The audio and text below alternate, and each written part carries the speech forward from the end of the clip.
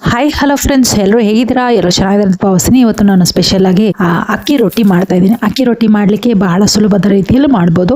ಒಂದು ಕಲ್ಸ್ಕೊಳ್ಳೋದು ಮಾತ್ರ ಒಂದು ದೊಡ್ಡ ಕೆಲಸ, ಮತ್ತೆ ಅಕ್ಕಿ ರೊಟ್ಟಿ ತಟ್ಟೋದು ಒಂದು ಅದಕ್ಕಿಂತ ದೊಡ್ಡ ಕೆಲಸ. ಸೊ ಈ ತರ ಒಂದು ಅಕ್ಕಿ ರೊಟ್ಟಿ ಮನೇಲೆ ಸುಲಭದ ರೀತಿಯಲ್ಲಿ ಹೇಗೆ ಒಬ್ಬೊಬ್ರು ಒಂದೊಂದ್ ತರ ರೊಟ್ಟಿಗಳನ್ನ ಮಾಡ್ತಾರೆ. ನಾವು ಎಲ್ಲಾ ತರಕಾರಿಗಳನ್ನ ಬಳಸ್ಕೊಂಡು ಮಾಡ್ತಾ ಇದ್ದೀನಿ. ಬೇರೆ ಈರುಳ್ಳಿ ಹಾಕಿ ಮಾಡ್ಬೋದು ಸಿಂಪಲ್ ಆಗಿ. ಇಲ್ಲದೆ ತರಕಾರಿಗಳನ್ನ ಹಾಕ್ಬೋದು. ಇದಕ್ಕೆ ಶುಂಠಿ, ಹಸಿಮೆಣಸಿನಕಾಯಿ, ಜೀರಿಗೆ, ಉಪ್ಪು ಕಂಪಲ್ಸರಿ ಇರಲೇಬೇಕು. ಮತ್ತೆ ತರಕಾರಿಗಳು ನಿಮ್ಮ ಆಪ್ಷನು. ಮತ್ತೆ ಸೊಪ್ಪುಗಳು ಹಾಕೋಬಹುದು. ಸೊಪ್ಪುಗಳು ಹಾಕಿ ಮಾಡಿದ್ರು ಚೆನ್ನಾಗಿರುತ್ತೆ. ನಾನು ಇದಕ್ಕೆ ನುಗ್ಗೆ ಸೊಪ್ಪು ಹಾಕೊಳ್ತಾ ಇದ್ದೀನಿ.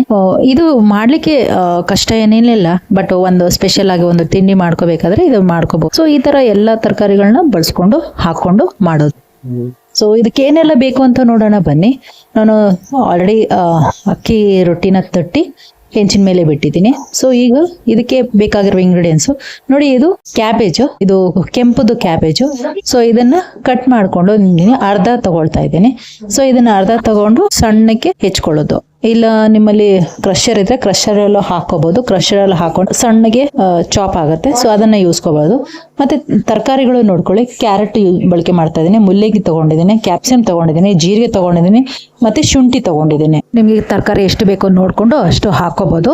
ಹಸಿಮೆಣಸಿನಕಾಯಿ ಬೇಕಾದ್ರೆ ರುಬ್ಕೊಂಡು ಹಾಕೋಬಹುದು. ಇದು ಬಂದ್ಬಿಟ್ಟು ನಾನು ಕೆಂಪುದು ಕ್ಯಾಬೇಜು ಹಾಕೊಂಡಿದ್ದೀನಿ, ಮತ್ತೆ ಬಿಳಿ ಕ್ಯಾಬೇಜನ್ನು ಹಾಕೋಬಹುದು. ಸೊ ಅದು ಹಾಕೊಂಡ್ರು ಚೆನ್ನಾಗಿ ಬರುತ್ತೆ. ಸೊ ಇದಕ್ಕೆ ನುಗ್ಗೆ ಸೊಪ್ಪು ಹಾಕೊಳ್ತಾ ಇದ್ದೀನಿ. ನುಗ್ಗೆ ಸೊಪ್ಪು, ಈರುಳ್ಳಿ ಮಸ್ಟ್ ಅಂಡ್ ಶುಡ್ ಇರಬೇಕು.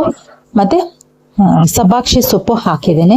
ಸೊ ಇದಕ್ಕೆ ಉಪ್ಪು ಹಾಕೊಳ್ತೀನಿ. ಉಪ್ಪು ಹಾಕೊಂಡು ಕಲ್ಸ್ಕೋಬೇಕು.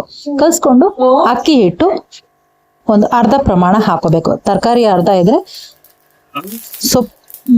ತರಕಾರಿಗೆ ತಕ್ಕಷ್ಟು ಹಿಟ್ಟನ್ನು ಹಾಕೋಬೇಕು. ಹಾಕೊಂಡು ಎಲ್ಲಾನು ಒಮ್ಮೆನೆ ಕಲ್ಸ್ಕೋಬೇಕು. ಕಲ್ಸ್ಕೊಂಡು ಹೆಂಚಿನ ಮೇಲೆ ತೊಟ್ಕೊಳ್ಳೋದು. ರೊಟ್ಟಿ ತಟ್ಕೊಂಡು ನಿಧಾನಕ್ಕೆ ಎಲ್ಲ ಮಾಡ್ಕೋಬೇಕು. ನೋಡಿ, ತುಂಬಾ ಚೆನ್ನಾಗಿ ಬರುತ್ತೆ ರೊಟ್ಟಿ.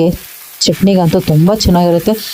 ನಾವು ಇದಕ್ಕೆ ಬಟರಲ್ಲಿ ಹಾಕೊಂಡು ತಿಂದ್ರೆ ಅದು ರುಚಿನೇ ಬೇರೆ ಇರುತ್ತೆ. ಸೊ ಬಟರಲ್ಲಿ ತಿನ್ನೋ ಟೇಸ್ಟೇ ಬೇರೆ ಇರುತ್ತೆ. ಸೊ ಬೇರೆ ಬಟರ್ ಹಾಕೊಂಡು ಸಾಲ್ಟ್ ಬಟ್ರು ಅದ್ರ ಜೊತೆ ನಾವು ರೊಟ್ಟಿ ತಿನ್ಬೋದು. ರುಚಿಯಾದಾಗಿ ಇರುತ್ತೆ. ಸೊ ಈ ತರ ಒಂದು ರೊಟ್ಟಿನ ಮನೇಲಿ ಸುಲಭದ ರೀತಿಯಲ್ಲಿ ಮಾಡ್ಕೊಂಡು ತಿನ್ನಿ, ಎಂಜಾಯ್ ಮಾಡಿ. ಮತ್ತೆ ಅದೇ ತರ ನಮ್ಮ ವಿಡಿಯೋಗಳನ್ನ ಫಾಲೋ ಮಾಡಿ ಮತ್ತೆ ನೋಡ್ಕೊಳ್ಳಿ, ಹಾಗೆ ನೀವು ಮಾಡ್ಕೊಳ್ಳಿ. ಸೊ ಹೆಂಚಿನ ಮೇಲೆ ತಟ್ಟಿ ಹಾಕಿದ್ದೀನಿ. ಸೊ ಅದಕ್ಕೆ ಎಣ್ಣೆ ಸವರ್ಕೋಬೇಕು. 2 ಕಡೆ ಎಣ್ಣೆ ಹಾಕ್ಬೇಕು.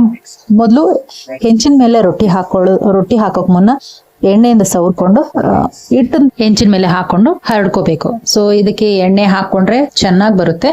ಸೊ ಇದು ಮಾಡಿ ಎಣ್ಣೆ ಹಾಕೊಂಡು ಹೆಂಚಿನ ಮೇಲೆ ತಿರ್ಸ್ಕೋಬೇಕು. ಹೀಗೆ ಮಾಡಿದ್ರೆ ತುಂಬಾ ರುಚಿಯಾಗಿರುತ್ತೆ.